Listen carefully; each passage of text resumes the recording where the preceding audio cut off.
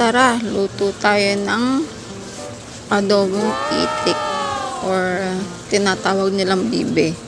Yan. Pagkatapos niya, pinakuluan lang namin na malambot na. Yung naghihiwalay na sa lambot. Tapos, siyempre, para masarap at hindi hassle kainin, hinimay-himay ko na rin. Yan, hinimay-himay ko lang hanggang sa buto. Sobrang bango niyan, ang bango. Tapos, ayun, hinimay-himay ko yung buong bibe. Sabi nila malansa daw yan. Pero nung hinihimay ko, sobrang bango talaga. Ayun, hinimay-himay ko lang. Humihiwalay na nga yung buto niya doon sa balat. Simula ba naman nung gabi hanggang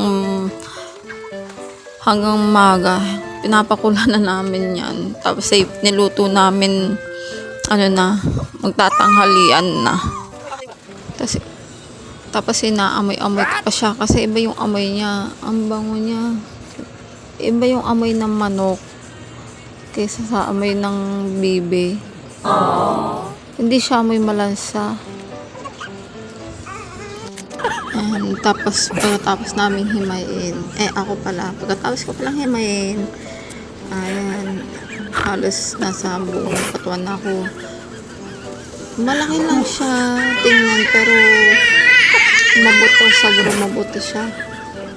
Konti lang yung laman niya, ganun.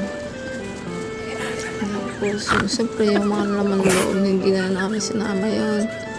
Yung mga balat tinanggal din namin, yung laman lang talaga. Kasi mahirap siya,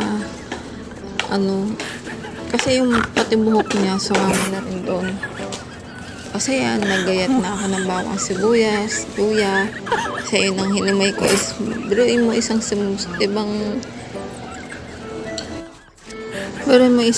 buong bibe, isang sulyo lang. Tapos ayan, igigisa na namin. Yan yung naniglin ang luya. Tapos halo-halo, siyempre halo-halo.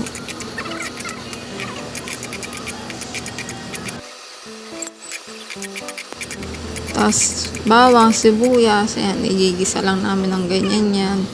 Tapos nilagay na ang bibe. Tapos halo-halo ulit, tapos toyo, oyster sauce, paminta, tapos asin. Kung makikita nyo, wala kami nilagay na seasoning kasi hindi kami mahilig sa seasoning at parang nakakasukay, parang gano'n. Ayan, mamasita. Nilagyan din niglan ng mamasita, oyster sauce, tapos yan, toyo, tapos ayan, pinaktak pa ang toyo at wala na. Tapos suka, saka dahon ng laurel. Tapos hinalo-halo ulit hanggang sa manuot yung lasa. Ayan, hinalo-halo lang. Tapos nilagyan din pala niya ng asukal. Ayan, kami naman ni Nene habang nagluluto si Glenn, kumuha naman kami ng dahon na saging at doon daw kami kakain para wala nang himpilin.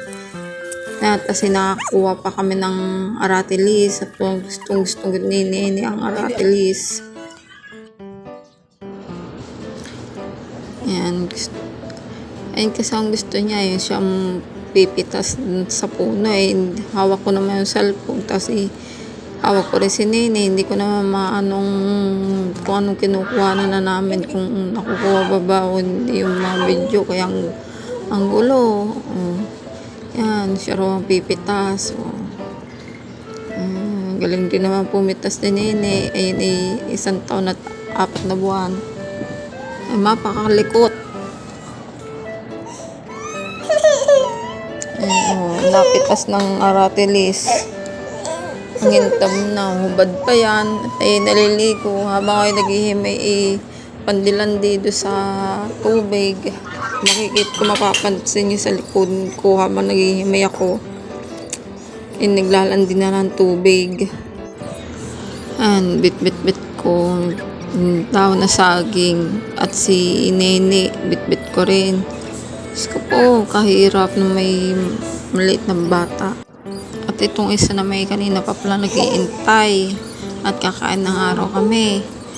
Samahan niya kami kumain at panoorin pa na kami kumain.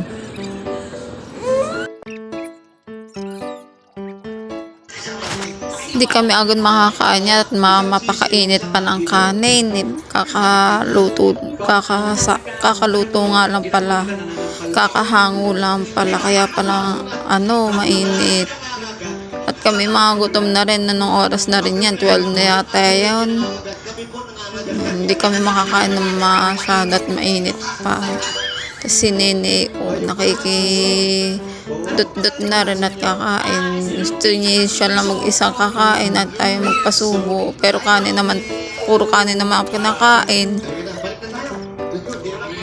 Sarap niya, siya, para siyang pastil, ganun. Ganun ang lasa niya, para siyang pastil na chicken pastil na adobo.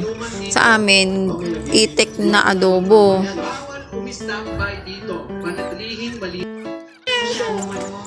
Salamat po sa panonood.